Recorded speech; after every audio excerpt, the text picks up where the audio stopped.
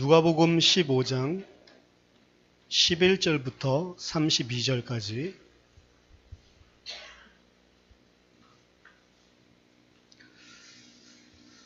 하나님 말씀 누가복음 15장 11절부터 32절까지 우리가 같이 한 목소리로 합독하겠습니다. 시작. 또 이르시되 어떤 사람에게 두 아들이 있는데 그 둘째가 아버지에게 말하되 아버지여 재산 중에서 내게 돌아올 분깃을 내게 주소서 하는지라. 아버지가 그 살림을 각각 나눠주었더니 그 후 며칠이 안 되어 둘째 아들이 재물을 다 모아가지고 먼 나라에 가 거기서 허랑방탕하여 그 재산을 낭비하더니 다 없앤 후 그 나라에 크게 흉년이 들어 그가 비로소 궁핍한지라. 가서 그 나라 백성 중 한 사람에게 붙여 사니 그가 그를 들로 보내어 돼지를 치게 하였는데 그가 돼지 먹는 쥐엄 열매로 배를 채우고자 하되 주는 자가 없는지라. 이에 스스로 돌이켜 이르되 내 아버지에게는 양식이 풍족한 품꾼이 얼마나 많은가. 나는 여기서 주려 죽는구나. 내가 일어나 아버지께 가서 이르기를 아버지 내가 하늘과 아버지께 죄를 지었사오니 지금부터는 아버지의 아들이라 일컬음을 감당하지 못하겠나이다. 나를 품꾼의 하나로 보소서 하리라 하고 이에 일어나서 아버지께로 돌아가니라. 아직도 거리가 먼데 아버지가 그를 보고 측은히 여겨 달려가 목을 안고 입을 맞추니 아들이 이르되 아버지 내가 하늘과 아버지께 죄를 지었사오니 지금부터는 아버지의 아들이라 일컬음을 감당하지 못하겠나이다 하나 아버지는 종들에게 이르되 제일 좋은 옷을 내어다가 입히고 손에 가락지를 끼우고 발에 신을 신기라. 그리고 살진 송아지를 가져다가 잡으라. 우리가 먹고 즐기자. 이 내 아들은 죽었다가 다시 살아났으며 내가 잃었다가 다시 얻었노라 하니 그들이 즐거워하더라. 맏아들은 밭에 있다가 돌아와 집에 가까이 왔을 때에 풍악과 춤추는 소리를 듣고 한 종을 불러 이 무슨 일인가 물은데 대답하되 당신의 동생이 돌아왔음에 당신의 아버지가 건강한 그를 다시 맞아들이게 됨으로 인하여 살진 송아지를 잡았나이다 하니 그가 노하여 들어가고자 하지 아니하거늘 아버지가 나와서 권한데 아버지께 대답하여 이르되 내가 여러 해 아버지를 섬겨 명을 어김이 없거늘 내게는 염소 새끼라도 주어 나와 내 벗으로 즐기게 하신 일이 없더니 아버지의 살림을 상녀들과 함께 삼켜버린 이 아들이 돌아오매 이를 위하여 살진 송아지를 잡으셨나이다. 아버지가 이르되 너는 항상 나와 함께 있으니 내 것이 다 내 것이로되 이 동생은 죽었다가 살아났으며 내가 잃었다가 얻었기로 우리가 즐거워하고 기뻐하는 것이 마땅하다 하니라. 아멘. 너무 잘 아는 본문입니다. 오늘 이 본문으로 사랑의 하나님 우리 아버지라는 제목으로 같이 말씀 나누겠습니다. 결국 복음을 통해서 우리가 알 수 있는 것은 하나님 아버지께서 우리를 얼마나 사랑하고 계신가라고 하는 부분입니다.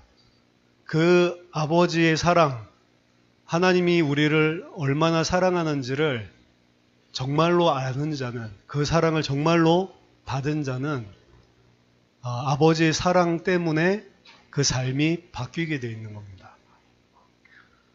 하나님께서 우리를 사랑하셔서 복음을 주셨다. 그 복음 주셨기 때문에 우리가 이제 열심히 살아야지. 그게 아닙니다. 진짜로 그 아버지가 우리에게 베푸신 사랑을 알면 달라지게 돼 있어요. 근데 그 사랑을 알지 못하는데 아버지 뜻대로 살려고 하면 힘들게 돼 있습니다. 그래서 복음을 받은 자는 반드시 아버지 뜻대로 살 수밖에 없는 거예요. 아버지의 사랑을 알았기 때문에 그렇습니다. 사람들끼리 서로 사랑을 해도 달라지는 거잖아요. 사랑하는 사람이 생기면 달라지게 돼 있습니다. 자식이 생기고 또 자식을 사랑하게 되면 많은 생각들이 다 달라지게 되는 거죠. 그러니까 철없는 자녀들한테 네가 나중에 애 낳아봐라 이런 이야기를 하잖아요. 네가 나중에 애 낳으면 다 이해된다. 안 낳으니까 헛소리 하는 거다. 이렇게 생각을 하죠. 낳아보고 사랑을 하게 되면 그게 무슨 말인지를 그때서야 비로소 알게 되는 거죠. 사랑을 안다라고 하는 게 굉장히 중요한 겁니다. 그래서 복음은 우리를 일꾼으로 만드는 게 아닙니다. 우리를 일꾼 맞는데 복음은 우리를 일을 시켜먹는 노예로, 종으로 만드는 게 아니란 말이에요. 그거는 사단이 우리를 종노릇하게 만드는 종의 개념이고, 하나님의 종이 되고 하나님의 일꾼이 된다고 하는 개념은 전혀 다른 것입니다. 하나님의 일꾼과 하나님의 종이 된다고 하는 것은 그 하나님의 사랑이 뭔지를 아는 사람이 당연하게 살 수밖에 없는 삶을 말하는 거예요. 그게 없으면 결국에는 한계가 오게 돼 있습니다. 그게 없으면 그게 종교 생활이고 율법이라고 하는 겁니다. 해야 되니까 하는 겁니다. 억지로 참으면서 하는 겁니다. 오늘 우리 누가복음 15장 11절부터 나와 있는 이 두 아들, 돌아온 탕자라고 하고 잃어버린 아들을 다시 찾은 아버지, 이런 비유 너무 많이 들었던 말씀이죠. 어떤 사람에게 두 아들이 있었는데 두 아들 중에 이 둘째가 완전 망나니 같습니다. 아버지가 죽으면 나에게 돌아올 분깃을, 아버지 뻔히 살아있는데 그거 내놓으라고 하는 거거든요. 이거는 아버지 빨리 죽었으면 좋겠다라고 하는 그 생각을 가지고 있는 사람이에요. 안 죽으니까 견디다 못해서 왜 이렇게 늙은이가 안 죽어? 이래가지고 살아있는데 내놓으라고 하는 사람. 이스라엘 우리나라처럼 엄청나게 가부장적인 사회입니다. 그렇죠? 구약 성경에서는 부모를 거역하거나 공경하지 않으면 어떻게 하라고요? 마을 사람들 전부 다 마을옥에 끌어다 놓고 돌로 쳐서 죽이라고 했습니다. 만약 율법대로 하고 구약 성경대로 했다면 율법을 준수하는 사회잖아요. 이 예수님 당시가. 이런 아들은 돌로 쳐서 죽여야 되는 놈입니다.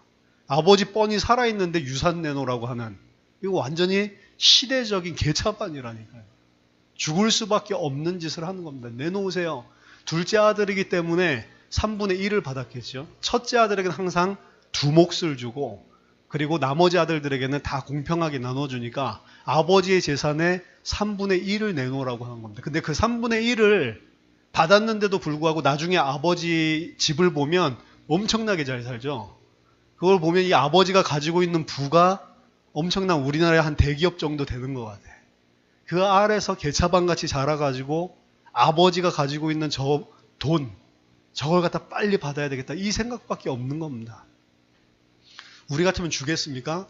당장 끌고 가가지고 여러분들 이놈이 개차반입니다 이야기해서 율법대로 그냥 죽여버릴 건데, 아버지가 그 말을 듣고 진짜로 3분의 1을 뚝 잘라가지고 아들에게 주는 겁니다. 이 아들은 결국에 아버지를 쳐다보면서 생각하고 있는 것은 한 가지예요. 아버지가 가지고 있는 재산.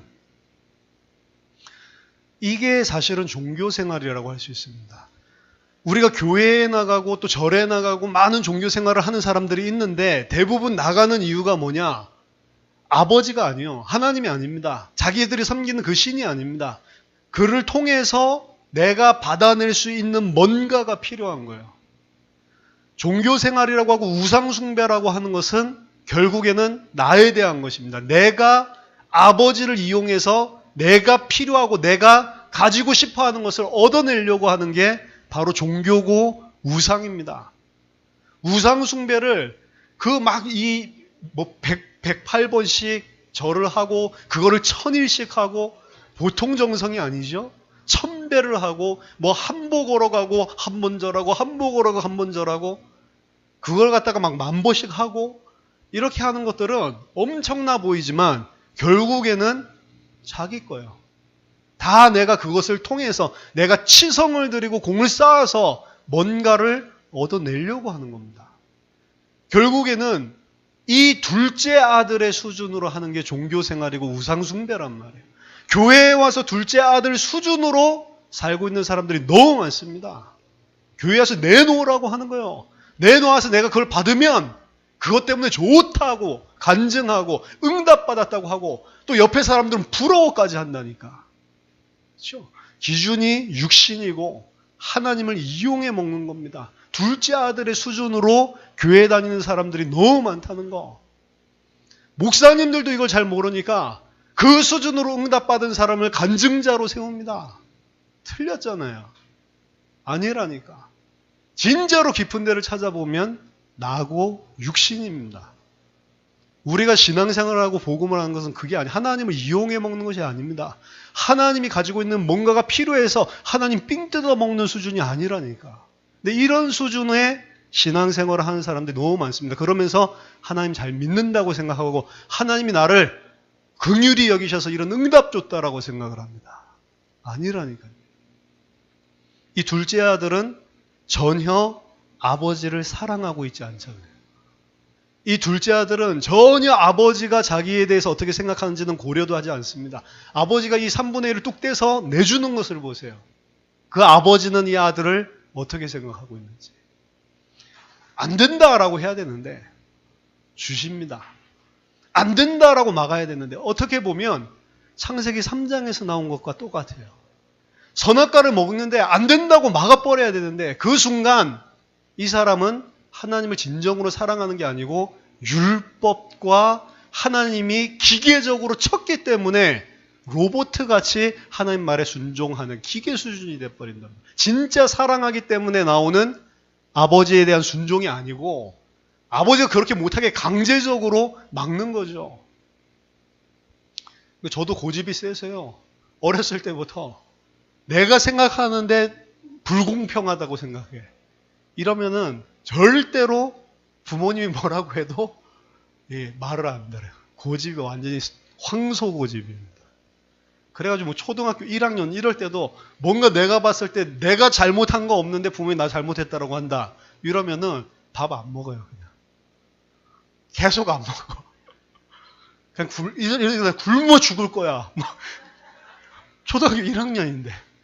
이래가지고 3일이고 4일이고 계속 안 먹는다니까. 그럼 나중에 엄마가 결국에는 찾아와요. 만약 안 찾아오면 어떻게 해요? 그냥 굶어 죽는다니까. 진짜 못됐죠. 그러니까 그런 식으로 하는 것들은 틀린 거예요. 이 고집 있는데 그걸 막 두들기 패서 밥 먹어 해가지고 먹게 만들었다. 먹은들 그게 아버지 사랑, 부모님의 사랑 아는 게 아니잖아요. 그 상태에서. 결국에는 부모님이 진짜 사랑하니까 계속 안 먹고 있으니까 오더라. 그걸 아니까 나중에 이제 그걸 이용해 먹기까지 하는데 진짜로 악한 거죠. 둘째 아들 수준이지. 부모님, 아버지 사랑을 모르고. 이 사람은 결국에 아버지에게서 받아낸 그걸 가지고 어디에 쓰냐면 아버지를 떠나서 먼 타국으로 가서 자기 자신의 육신의 쾌락과 향락을 위해서 전부 다 소진해버립니다. 중요한 거는 소진이 돼버려요.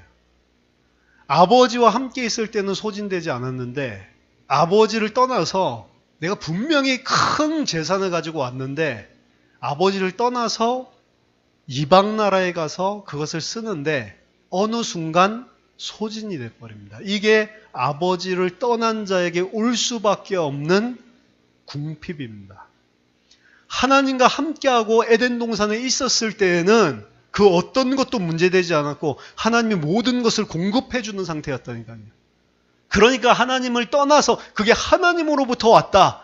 아버지의 아래에 있었기 때문에 왔다라는 걸 생각을 못하면 그게 늘 있는 것처럼 생각을 하는 거예요. 아니라니까. 결국에 그 아버지에게서 끊어지고 먼 나라, 아버지의 나라가 아니라 다른 나라, 하나님의 나라가 아니라 세상 나라에 가서 뭔가를 내가 할 수 있다고 그거 가지고 살 수 있다고 큰 돈을 가지고 있다고 생각하는데 얼마 가지 않아서 전부 다 탕진이 된다니까요. 게다가 그 땅에 기근까지 들이닥칩니다. 어떻게 보면 이 하나님의 나라를 떠난 세상 나라에서 살고 있는 것은 결국에는 기근과 재앙과 저주가 찾아올 수밖에 없고 결국에는 내 자신이 생존하기 위해서 발버둥 치지 않는 문제와 사건이 터질 수밖에 없는 상태입니다. 그게 아버지 안에 있었을 때 몰랐는데 떠나보니까 알게 되는 거죠. 그때 비로소. 이 사람이 어떻게 됩니까? 결국에 할 일이 없어가지고 먹고 살아야 되니까 이 돼지 치는데 남의 돼지 치는 일을 하는데 이 돼지는 유대인들에게 있어서는 혐오하는 혐오식품입니다. 혐오식품. 요새도 그 혐오식품이라고 하는 게 인터넷에 많이 나돌아다니는데 혐오식품이라니까. 돼지 치는 거 자체도 저주라고 생각을 했어요. 돼지는 더러운 짐승. 이 BC 168년인가요? 이 성전에 들어와서 예루살렘 성전을 갖다 더럽히는데 돼지 피 가지고 그 성전에다 뿌리고 제사 지내잖아요. 그러니까 그것 때문에 격발돼 가지고 반항 운동이 일어난 건데, 그래서 마카비 혁명이 일어나는 거죠. 돼지는 그냥 단순하게 돼지 안 먹는다, 그리고 돼지 피가 더럽다 이 정도가 아니고, 돼지 치는 자도 최고 저주받고 최고 학발, 인간으로 취급하지 않는.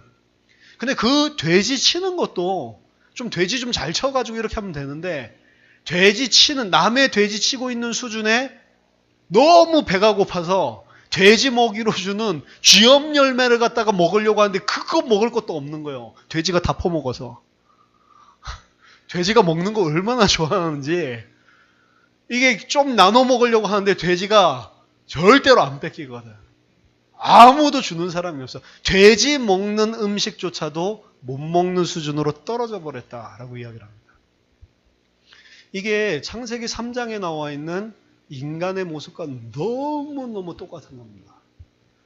창세기 3장에서 아담과 하와가 아버지를 떠나고 난 다음에, 죄를 짓고 아버지를 떠나고 난 이후에 어떤 상태에 빠졌는지 16절에서 24절까지 쭉 설명을 하잖아요. 이때부터 땅이 저주를 받고, 이때부터 먹고 살기 위해서는 발버둥 치고 맞박에 땀을 흘려야지 먹고 사는 존재로 전락을 해버렸는데, 왜 맞박에 땀을 흘려야 되냐? 거기에 보면 너의 먹을 것은 밭의 채소인즉, 그렇게 이야기를 합니다. 인간은 밭의 채소를 먹어야 좋다. 창세기 1장 2장에 하나님의 원리가 푸른 채소를 먹는 것이다. 이래가지고 푸른 채소, 녹즙 깔고 그런 거 먹는데요. 인간은 푸른 채소를 먹도록 창조된 게 아닙니다. 푸른 채소는 짐승들에게 준 겁니다. 채소가 먹는 게 아니라니까. 인간은 열매 맺는 나무의 과실이나 스스로 씨를 떨어뜨리는 토마토 같은 거, 채소 중에 토마토 열매, 이런 걸 먹는 사람이에요. 사람은 원래 사람에게 주신 것은 씨 가진 열매 맺는 채소, 그 열매 아니면 나무, 과목, 열매를 먹는 거라니까. 푸른 채소는 누가 먹습니까? 짐승들에게 준 거라니까요. 나중에 계시록 새하늘과 새 땅에 보면 사자가 풀을 뜯어 먹고 있죠. 그렇죠? 원래 짐승들은 서로 먹는 게 아니고 푸른 채소를 먹도록 줬단 말이에요. 인간이 그 채소를 먹기 위해서 머리에 땀을 흘려야 된대요. 이게 어떤 상태? 지금 둘째 아들 상태란 말이에요. 짐승 상태가 돼버린 겁니다. 돼지가 먹는 쥐염 열매를 먹으려고 땀을 흘려야 되는 상태예요. 근데 그것마저도 여유롭지가 않아. 돼지가 다 처먹어. 이러니까 그때 비로소 이 비참한 사실을 보고 깨닫게 되는 겁니다. 그때에 결국에 자신의 이 모습, 아버지를 떠나서 모든 축복과 공급이 끊어지고 이제 쥐염 열매 먹는 수준으로 떨어졌는데 그것마저도 힘겹고 어렵고 안 되고 있는, 이러다가 내가 완전히 죽겠구나, 이게 무슨 인생이냐라고 생각을 한 거죠. 결국에 이 사람이 이에 스스로 돌이켜 이르되 내 아버지에게는 양식이 풍족한 품꾼이 얼마나 많은가, 나는 여기서 주려 죽는구나 라고 깨닫는, 죽는구나, 이렇게 내가 죽었구나, 내가 동물 수준이 돼버렸구나. 아버지 안에 있을 때는 그렇게 풍족한 것들이 있었는데 내가 이제 동물 수준으로 쥐염 열매 퍼먹고 있고 내가 여기서 죽는구나. 여기서 스스로 돌이켜라고 하는 것은 회개한 것이 아니고 자기 자신을 스스로 그때 비춰봤다라는 소리입니다. 자기 자신의 모습을 비춰보니까 내가 여기서 굶주려서 죽는구나. 이거 깨닫는 게 하나님의 은혜의 시작입니다. 아까 전에 말씀하셨잖아요. 많은 것을 가지고 있는 게 그 사람을 죽인다니까요. 하나님을 떠났으면 내가 죽는구나, 내가 이렇게 살 수가 없는 거구나 라고 깨닫는 게 하나님의 은혜인데, 그거 못 깨달으면 그 사람은 저주인 겁니다. 다행히도 큰 흉년이 들었고 자기 재산이 그것도 다 전부 다 탕진이 됐을 때 큰 흉년이 들었기 때문에 이 상황에 몰려서 결국은 이 사람이 깨닫게 된 겁니다. 어떻게 보면 그 상황에 몰아가신 분이 누구냐? 하나님이란 말이에요. 인간 스스로 죄를 깨달을 수 없습니다. 하나님이 깨달을 수밖에 없도록, 어떻게 보면 하나님 싫다고 죄를 짓고 떠난 인간에게 저주와 재앙이 임하는 게 하나님의 은혜입니다. 그래야 알 수 있어요. 내가 이렇게 살면 죽는 거구나. 그 사람에게 하나님의 은혜가 임하는 겁니다. 그 사람이 하나님께 돌아갈 수가 있는 거예요. 하나님께서 이 사람이 탕진했을 때 그 시간표에 가뭄을 몰아치셔서 자기 자신이 돼지와 같은 수준, 경멸하고 함께 하지도 않는 그 돼지 치는 자, 그 수준에서도 더 하급, 쥐염 열매를 먹는데 그것도 못 먹어서 굶어 죽게 생겼구나. 이래가지고 내가 죽는 거구나. 깨닫게 만드시는 게 하나님의 은혜란 말이에요. 그걸 깨닫고 아버지께는 얼마나 풍족함이 있었던가 그 생각을 하는 거죠. 다시 아버지께 돌아가게 되는 겁니다. 내가 이 이방 땅에서 이렇게 살 게 아니다. 아버지에게는 얼마나 풍족하고 그 일꾼들도 얼마나 풍족하게 먹는데 내가 돌아가서 아들이라고 일컬음은 못 받겠지만 이 죄를 가지고 그럴 수 없는 자격이기 때문에 돌아가서 종으로라도 아버지와 함께 있어야 되겠다 라고 생각을 하는 겁니다. 그래서 이 사람이 돌아가죠. 돌아가는데 멀리서 온 이 둘째 아들이 돌아오고 있는데 아버지가 그 아들을 발견하고는 달려나가죠. 달려나가서 목을 끼어안고 끌어안고 울고 입 맞추고 그리고 이 아들을 따뜻하게 맞아줍니다. 이 아들은 어떻게 생각했어요? 돌아가는데 아버지가 나를 받아줄까 말까 막 조바심을 하고 있는데 아버지는 그 아들을 오는 것을 멀리서 보더니 곧바로 뛰어나가서 끌어안고 잘 왔다고 너무너무 기뻐하고 아버지 내가 하늘과 아버지께 죄를 지었습니다. 이 비유는 그래서 그냥 아버지 아들 이야기가 아닙니다. 하나님 아버지와 인간에 대한 이야기입니다. 하늘과 아버지께 내가 죄를 지었사오니 아들이라 일컬음을 도저히 받지 못하겠습니다. 나를 종의 하나로 품꾼의 하나로 여겨주십시오. 무슨 말이냐 너는 내 아들인데 가장 좋은 옷을 입히고 반지를 끼우고 신을 신기고 내 죽었던 아들이 살아났으니 너무 기뻐서 잔치를 벌이는 겁니다. 이게 복음입니다. 어떠한 죄라도 죽을 수밖에 없는 죄였잖아요. 동네 사람들에게 전부 손가락질 당하고 돌로 찍어 죽을 수밖에 없는 죄인인 겁니다. 근데 자기 자신은 그걸 모르고 있었어요. 언제 깨달았냐? 진짜 자기가 재앙과 저주로 죽음의 위기에 임박했을 때 그때 깨달은 내가 지금 죽을 수밖에 없는 그 상태에 있구나. 아버지를 떠났기 때문에. 아버지에게 돌아가야 되겠다라고 하는 생각을 그때 하는 거죠. 아버지를 떠날 때만 하더라도 죄가 있는데 죄인인 줄도 몰랐다니까. 그렇죠? 율법은 죄인이 죽을 수밖에 없다라는 사실을 드러내주는 게 율법입니다. 이 작은 아들 욕할 게 아닙니다. 율법에 의하면 우리 모두 다 사형이라고 하는 것을 보여주고 있는 겁니다. 그게 율법입니다. 하나님 말씀을 통해서 우리 자신은 죽을 수밖에 없는 죄인이구나. 그래서 고통당할 수밖에 없는 것이구나. 하나님 떠나 있기 때문에 우리는 완전히 동물 수준으로 인간으로 살 수 없는 거구나 라고 하는 것을 깨닫게 하는 게 율법입니다. 율법을 통해서 율법의 이것을 제1용도라고 하는데 율법은 우리를 율법을 잘 지켜서 하나님의 백성이 되게 하는 게 아니고 율법은 우리가 죄인인 것을 드러내는 것입니다. 율법의 제1용법. 제2용법은 사회적인 법들. 불신자에게도 그것들을 심어 넣어놨어요, 하나님이. 그렇기 때문에 사회가 어느 정도 유지되는 겁니다. 불신자들도 사회적인 법치를 하는 거예요. 하나님께서 그들에게 일반 은총으로 사회적인 법, 사회를 완전히 저주와 제약 가운데 물들지 않도록 하나님이 제어를 하고 계시는 게 제2율법의 용도라고 하는 겁니다.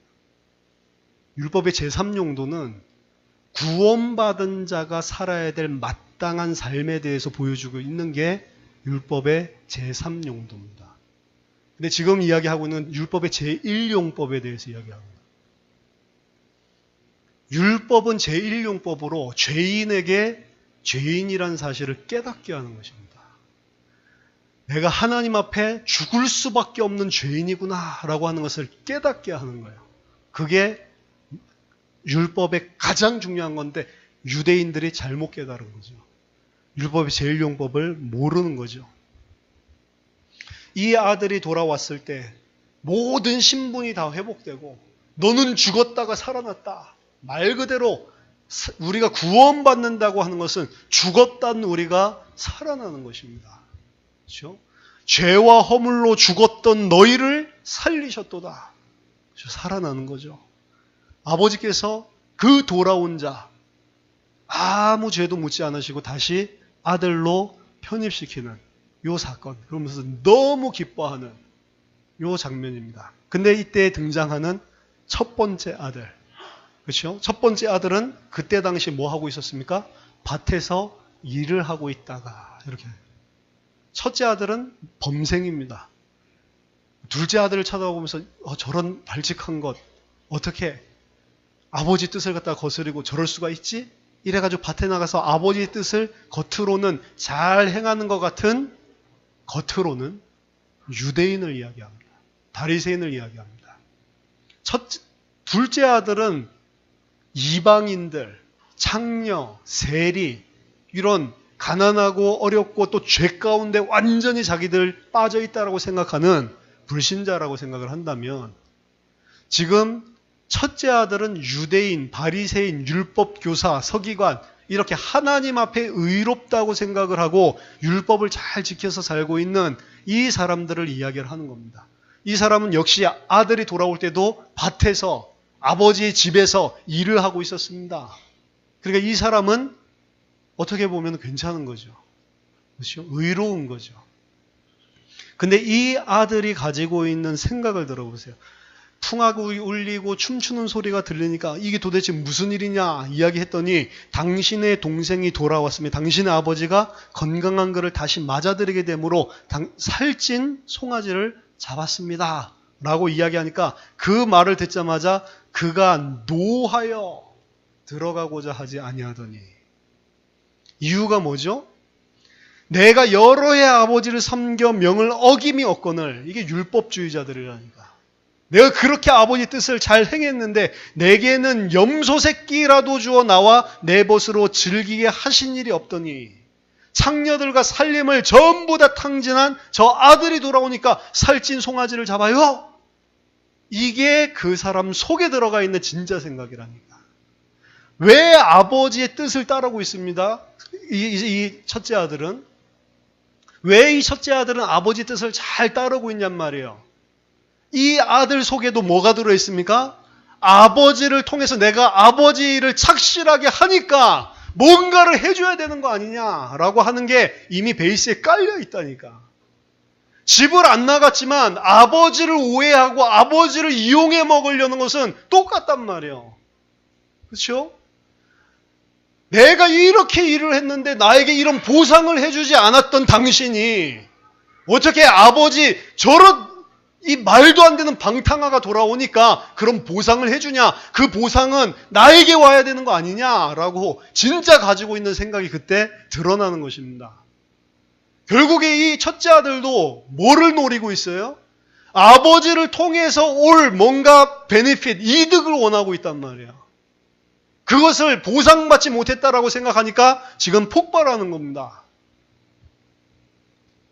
이 첫째 아들도 아버지의 집에 있었지만 둘째 아들과 똑같이 아버지를 사랑하지 않고 아버지의 사랑이 뭔지를 모르는 사람이라는 거예요. 그래서 첫째 아들이 막 잔치가 벌어지고 있는데 밖에서 나 안 들어가! 이러는 거예요. 그때도 아버지가 달려 나왔다. 안 들어가려고 하고 있는 첫째 아들을 쳐다보고 또 아버지가 집에서 나오시는 겁니다. 어떻게 보면 첫째 아들 어떻게 해야 돼요? 뭐 있어야지 없는 게 이래야 되는데 또 아버지는 그 아들을 위해서 집에서 나가신다는 거예요. 둘째 아들만 나가는 게 아니고 첫째 아들이 또 집 밖에서 저렇게 막 땡깡 부리고 있는데 또 그 첫째 아들을 위해서 나가는 거예요. 나갔으면 어떻게 해야 됩니까? 저 같으면 따귀를 한 대 때리면서 이 정신 차려 이 자식아 이래야 되는데 말이 너무 유하죠. 아버지가 이르되 예. 너는 항상 나와 함께 있으니 내 것이 다 네 것이 아니냐. 보세요. 아버지와 항상 함께 있으니 아버지의 것이 다 네 것이 아니냐. 그렇게 생각한 적이 한 번도 없는 거죠. 첫째 아들은. 둘째 아들도 마찬가지요. 그럼 뭐 아버지 거지. 그러니까 아버지 것 중에서 내 거를 달라고 해서 나갔잖아요.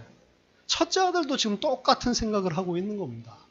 여기는 이제 두 가지로 볼 수가 있는데 아버지가 가지고 있는 재산 중에 3분의 1은 둘째 아들 거였어요. 그거 다 줬죠? 그럼 나머지 3분의 2죠? 그거 다 누구 겁니까? 첫째 아들 거죠. 큰아들 거죠. 지금 아버지한테 있는 게 다 이제는 큰아들 겁니다. 그렇죠? 그런 이제 법적인 이야기도 되고 실질적인. 더 중요한 것은 아버지와 함께 있으면 아버지의 것이 다 내 것이라는 거예요. 근데 첫째 아들도 그렇고 둘째 아들도 그렇고 이걸 몰랐던 겁니다. 저 둘째 아들은 완전히 이 개 같은 고생을 하면서 돼지 같은 고생을 하면서 깨달은 거죠. 아, 아버지 안에 풍족함이 있는 거구나. 내가 돌아가야 되겠다. 아버지 떠나면 죽는 거구나. 돌아왔죠. 아버지 안에 모든 게 다 있는 거구나. 첫째 아들도 마찬가지로 아버지랑 늘 항상 함께 있는데 그 안에 모든 게 다 있다라고 생각을 안 하는 겁니다. 이미 이 첫째 아들은 둘째 아들과 마찬가지로 아버지와 함께 있으면서도 육신적으로는 근데 내적으로 보면 똑같은 죄를 짓고 있는 거예요. 아버지 마음을 전혀 모르는 것입니다. 근데 아버지는 그 첫째 아들에게 가서도 똑같은 사랑을 가지고 이야기하는 겁니다. 첫째 아들은 저주받았다. 이 이야기가 아니잖아요, 본문이. 예, 너는 나와 항상 함께 있으니까 내 것이 다 네 것이로되. 이 네 동생은 나를 떠나서 죽었다가 다시 살아나지 않았냐. 네가 이 사실을 함께 기뻐하는 것이 마땅한 것이다. 그 이후에 이 아들이 깨닫고 아버지 함께 그 집으로 들어갔는지 안 들어갔는지는 이야기가 안 나옵니다. 그 첫째 아들이 깨달았건 못 깨달았건 아버지의 사랑은 변함이 없어요. 이 지금 이야기를 왜 하고 있냐.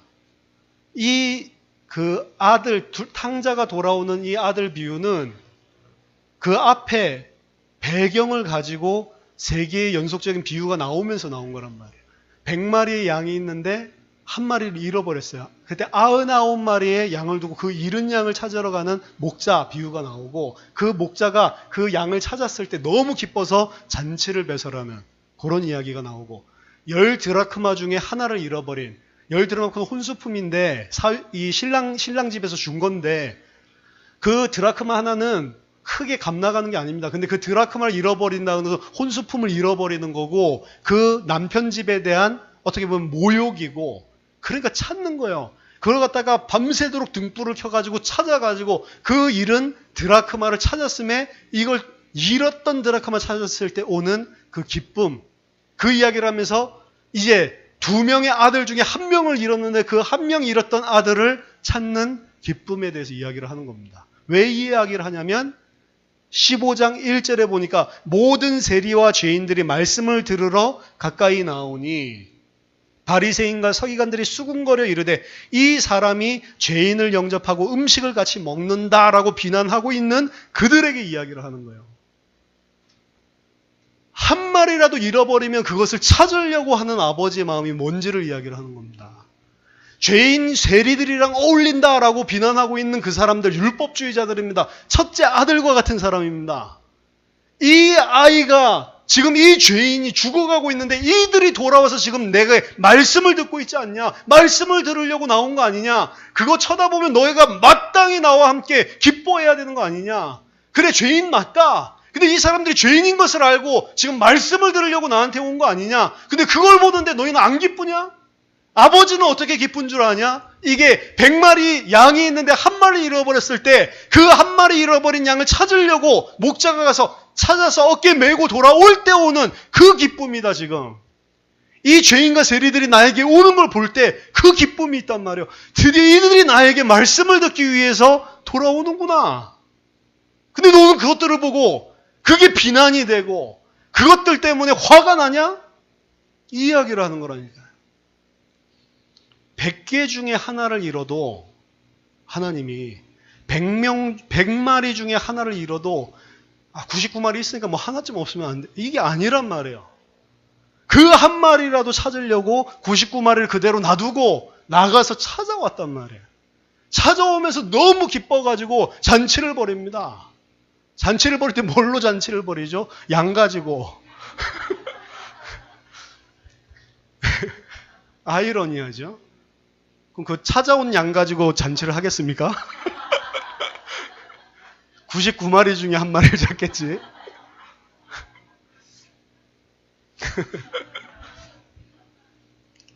100개 중에 하나를 잃어버려도 그렇단 말이에요.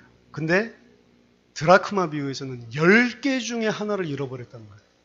그걸 찾았을 때 기쁨은 어떻겠냐? 지금 두 아들입니다. 둘 중에 하나를 잃어버렸어요. 두 아들 중에 이제 하나를 찾았습니다. 그 기쁨이 어떻겠냐고.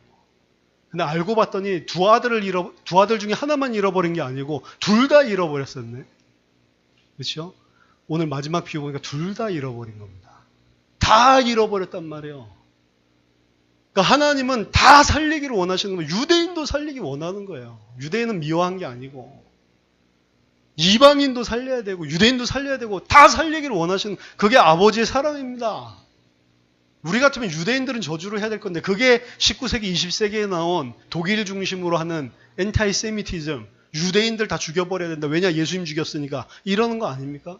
전혀 복음을 깨닫지 못한 신학이에요. 거기서 나치즘이 다 나온 거 아닙니까? 그런 분위기에. 유대인 죽여야 됩니까? 아니잖아요.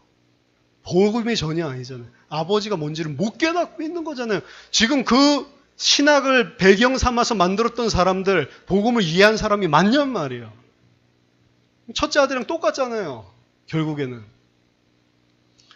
먼저 된 자가 나중 된다라고 하는 것은 우리가 먼저 복음을 깨달았지만 이 복음 안에 하나님 앞에 돌아온 것 같지만 우리가 그 아버지의 사랑을 진짜 모른다면 우리는 첫째 아들처럼 되는 겁니다. 유대인 바리새인처럼 되는 거예요.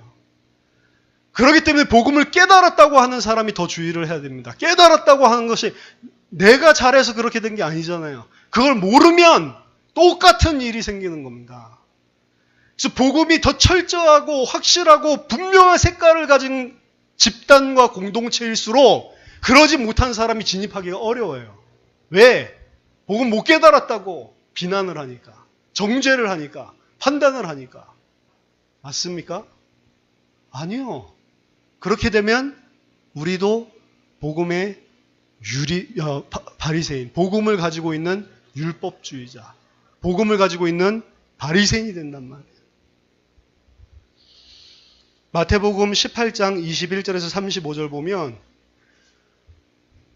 1만 달란트 빚진 자 이야기가 나옵니다.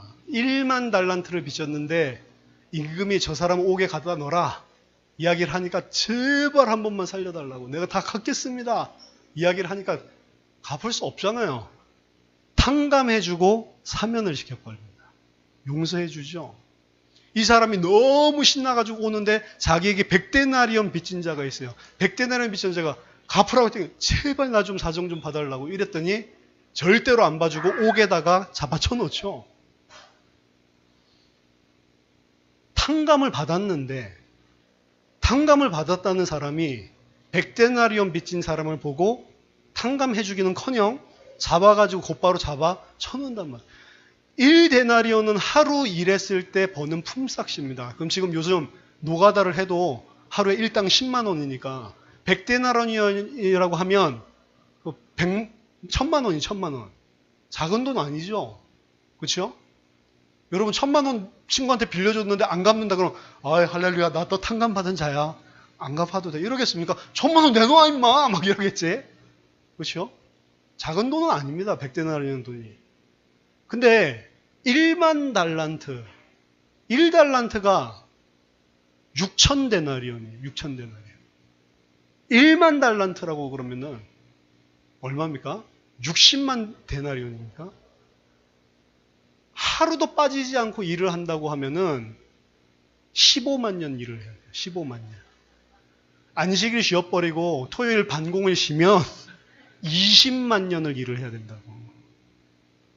20만 년 일만 해서도 15만 년 동안 하나도 안 쓰고 내가 갚든지, 아니면 일주일에 한 번 쉬고 반공에 쉬고 20만 년을 뛰든지, 그것도 하나도 안 썼다는 전제하에, 그러면 20만 년치를 지나되는 큰 돈인데 하루에 이자가 얼마겠습니까?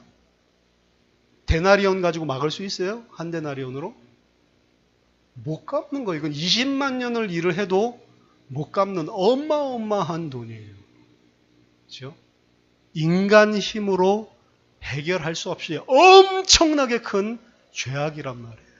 이게 우리가 그리스도의 피로 용서받은 죄입니다. 도저히 내 힘으로 해결할 수 없는 것을 탕감받았단 말이에요. 탕감받았는데 그 20만 년치를 탕감받은 자가 100데나리온 가지고 사람을 쳐넣었다? 이건 무슨 소리죠? 자기가 받은 것이 뭔지를, 은혜를 전혀 모르는 사람이고 하나님 아버지의 사랑을 전혀 모르는 사람입니다. 구원받은 자 맞습니까? 결국 이 사람은 어떻게 하죠? 다시 그 1만 달란트 탕감해줬던 것들을 물으면서 옥에 쳐넣게 되는 게 마지막 장면입니다. 우리가 우리에게 죄 지은 자를 사하여 준 것 같이 우리의 죄를 사하여 주옵시고. 무슨 말입니까? 우리가 우리에게 죄 지은 자를 사할 수 있는 것은 우리가 어떤 죄를 용서받았는지 아는 자만 사할 수가 있는 것입니다. 마태복음 5장 43절 48절 보니까 너희에게 잘해주는 사람에게 잘해주고 너희를 사랑하는 사람 사랑해주고, 그거 누가 못하냐? 원수를 사랑해라. 그 불신자들도 다 하는 거 아니냐? 나한테 잘해주고 내가 사랑할 만한 사람 사랑하고 내가 좋아할 만한 사람 좋아하는 것은 누구나 다 하는 거 아니냐? 근데 너희는 원수를 사랑해야 된다. 이 이야기합니다. 원수를 사랑할 수 있습니까? 그럼 원수란 개념이 아닌데? 그 사랑할 수 있는 근거가 뭐냔 말이에요. 쭉 생각을 해보세요. 오늘 지금 제가 말씀드린 것들, 누가 그 사랑을 할 수 있겠냐고, 원수를. 만약에 너희가 이방인 수준으로 사랑한다면 너희는 이방이에요. 이방인이. 유대인일지 몰라도 이방인이 사랑하는 수준으로 사랑하고 있다면 하나님이 사랑받은 자가 아니라는 말입니다. 근데 오늘날 교회의 공동체 안에 왜 이렇게 문제가 많냐고. 왜 이렇게 서로 사랑해주고 서로 안아주고 이게 없냐고. 이게 맞다 저게 맞다 서로 싸우고 다투고, 왜 교회 공동체 안에서는 항상 말이 많냐고. 수군수군데. 왜 그러죠? 아버지의 사랑을 모르는 거예요. 아직도. 그러니까 저 사람이 깨달았네 못 깨달았네 이러고 있는 거예요. 맞습니까? 저 사람이 깨달았습니까? 못 깨달았습니까?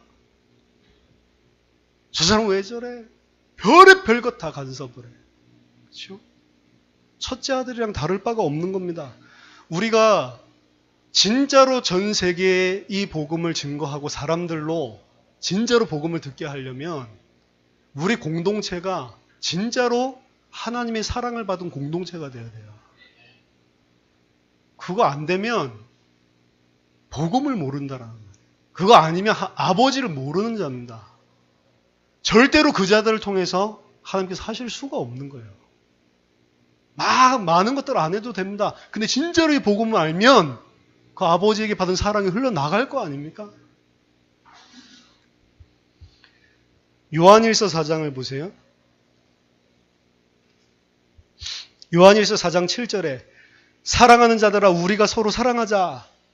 사랑은 하나님께 속한 것이니 사랑하는 자마다 하나님으로부터 나서 하나님을 알고 사랑하지 아니하는 자는 하나님을 알지 못하나니 이는 하나님은 사랑이다.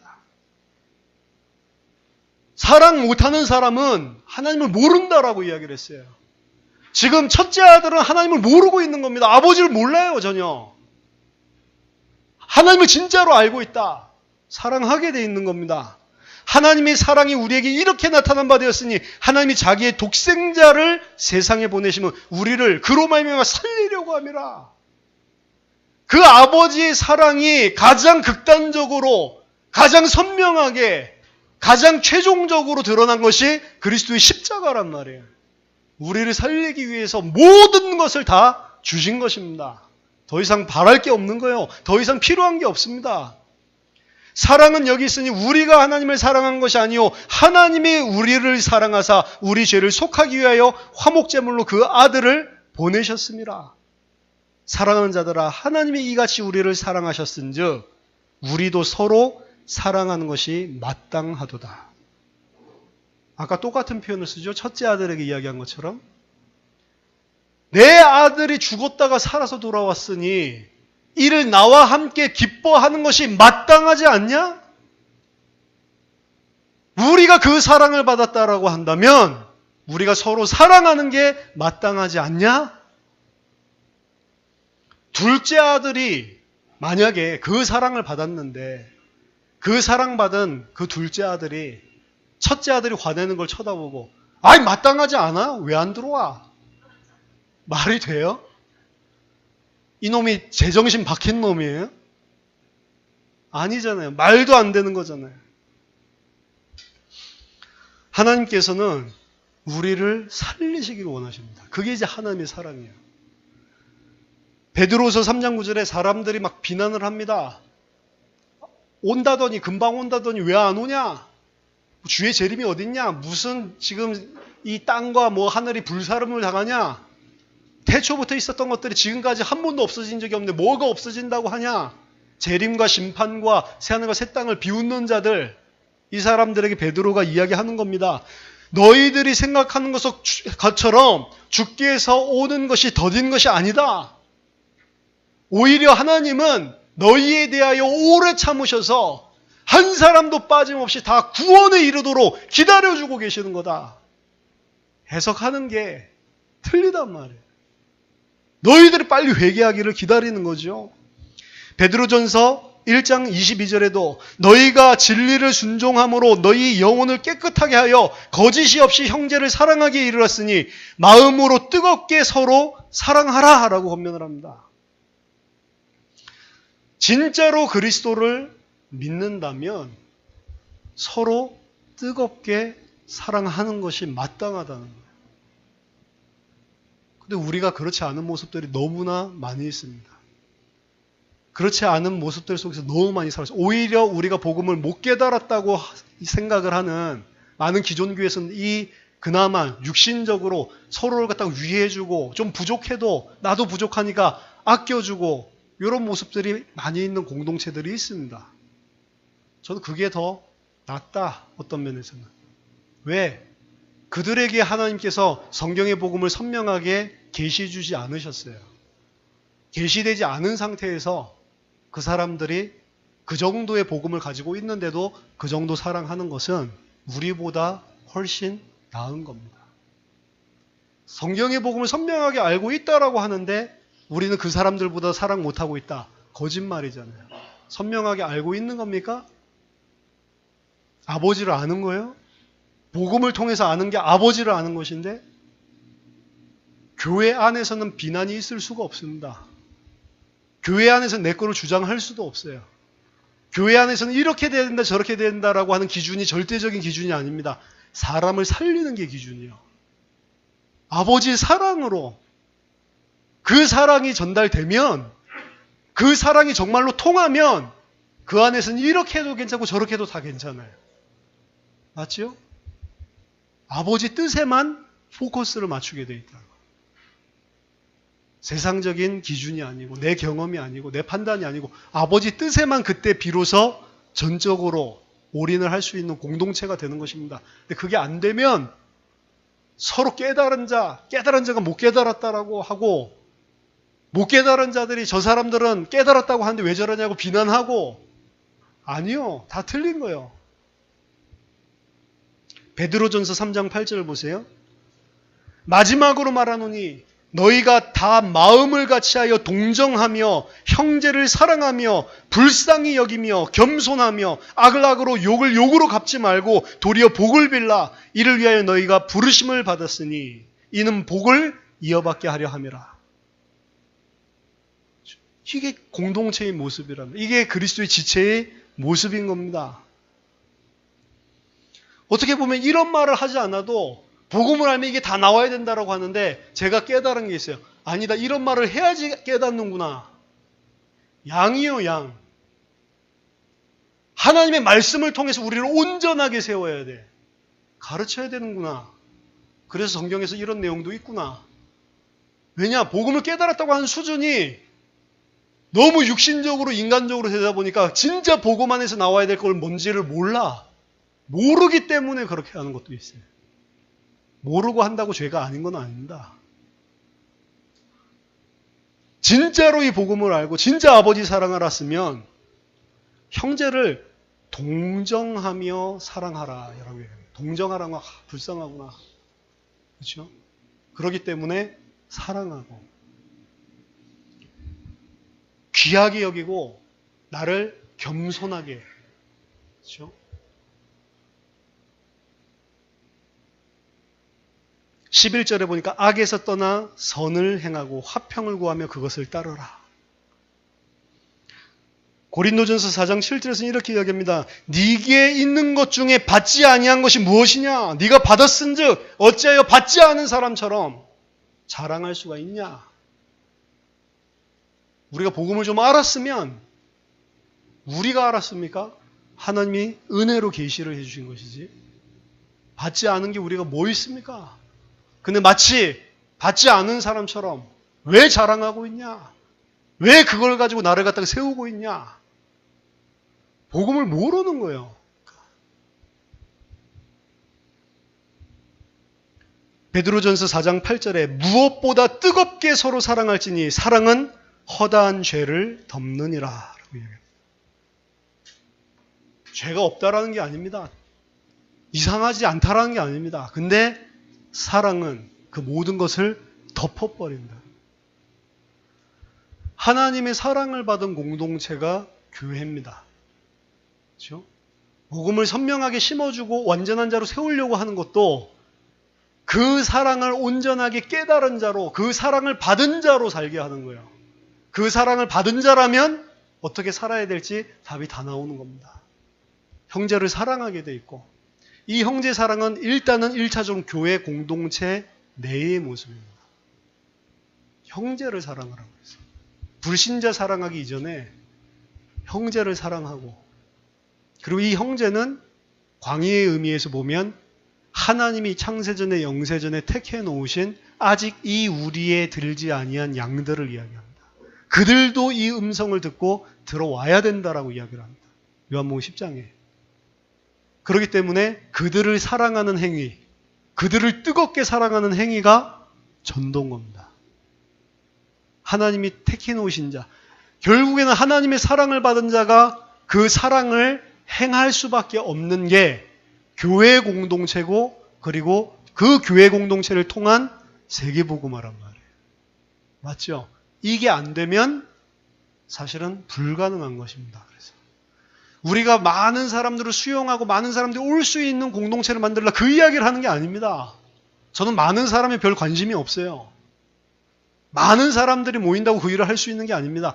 중요한 것은 많은 사람, 적은 사람을 떠나서 하나님이 말하는 공동체를 세워야 된다. 성경에서 말하고 있는 성경의 교회, 성경의 공동체가 세워져야 된다니까. 그렇지 않으면 하나님의 일을 못하게 돼 있습니다. 하나님이 그 공동체를 통해서 일을 안 하시게 돼 있어요. 문이 열리는 것은 순식간입니다, 여러분. 하나님이 문을 열기 시작하면 순식간에 우리가 감당하지도 못할 만큼 엄청나게 열려버린다고. 그 시간표가 빨리 오는 게 그렇게 좋은 게 아니에요. 그 시간표는 하나님의 손에 있는 것입니다. 우리가 빨리 오게 해달라고 빨리 올 수도 없고 우리가 막 늦게 해달라고 해도 늦게 올 수도 없는 거, 우리를 기다려주거나 뭐 그런 법도 없습니다. 중요한 건 뭐냐면 하나님이 언제라도 그런 일들을 하셔도 괜찮은 개인과 교회 공동체가 돼야 된다라는 거예요. 복음 안에 있습니다. 그게 다. 이 복음 안에 있을 때 교회 공동체가 살아나게 되는 거고 그 하나님의 사랑을 우리 잃어버린 형제들에게 전달하고 그들을 돌아오게 만드는 거예요. 이제 적극적으로 집에서 기다리는 것이 아니고 99마리 양을 다 놔두고 한 마리 양을 찾으러 가는 것처럼 가는 것입니다. 하나님께서 우리를 살리시기 위해서 이 땅에 이 현장에 오신 것처럼 우리도 가는 것, 그게 전도하러 선교하러 움직이는 발걸음인 거죠. 말씀을 맺겠습니다. 하나님의 사랑, 우리 아버지. 사실은 돌아온 탕자의 비유는 둘째 아들 이야기를 하려고 하는 게 아니고 첫째 아들 이야기를 하려고 한 게 아니고 그거는 부수적으로 설명을 하고 있을 뿐입니다. 그 비유의 포커스는 우리의 아버지의 사랑이 어떤지를 설명하고 있어요. 그 아버지의 사랑을 모르니까 너희들이 지금 죄인과 세리들, 창기들을 보고 너희들이 그렇게 비난을 하고 있구나. 아버지 사랑을 모르는구나. 하나님의 사랑, 우리 아버지, 하늘에 계신 우리 아버지. 진짜로 그 아버지가 내 아버지가 맞으면 아버지의 사랑이 우리를 통해 나가게 되어 있습니다. 저와 여러분들이 정말로 복음 안에서 그 사랑을 정말로 풍성하게 받고 깨닫고 은혜로 그래서 그 사랑에 보답하는 당연한 삶이 사랑으로 나올 수밖에 없는 복음 공동체가 되시기를 예수 그리스도 이름으로 축원합니다. 기도하겠습니다. 하나님 은혜를 감사드립니다. 억만제약 가운데 하나님 절대로 저희들이 해결할 수 없는 그 죄악을 해결하시기 위해 하나님 독생자 예수 그리스도를 이 땅에 보내시고 그리스도와 함께 모든 것을 우리에게 다 주셨음을 너무나 감사드립니다. 우리가 아버지와 함께 있을 때 아버지의 모든 것이 다 내 것인 줄 믿습니다. 하나님 더 이상 무엇이 부족한 사람처럼 무엇이 더 필요한 사람처럼 살지 않게 하시고 이 무한한 사랑 받은 자연이 이 무한한 사랑을 가지고 아버지를 사랑하고 형제들을 사랑하고 아직 이 우리 안에 들어오지 아니한 영세전에 택하신 그 형제들을 사랑하는 하나님 공동체가 될 수 있도록 우리에게 은혜를 베풀어 주시옵소서. 더 이상 1만 달란트 빚진 자가 100데나리온 빚진 자를 옥에 가지게 하는 그런 우를 범치 않도록 그런 율법주의자, 복음 가진 바리새인이 되지 않도록 저희에게 은혜와 사랑을 깨닫게 하여 주시고 그 사랑에 우리의 전 인생을 복종하여 살도록 주의 성령으로 역사해 주시옵소서. 그래서 우리 예수 사랑교회, 예수 생명교회를 통해서 하나님 정말로 이 땅에 또 전 세계에 이 그리스도의 사랑이 전파되어지고 주께서 택하신 자들이 주 앞에 돌아오게 되어지는 잃어버린 자들을 찾게 되는 세계복음화의 응답이 하나님이 속히 일어날 수 있도록 주의 성령으로 역사해 주시옵소서. 살아계신 주 예수 그리스도 이름으로 기도하옵나이다. 아멘.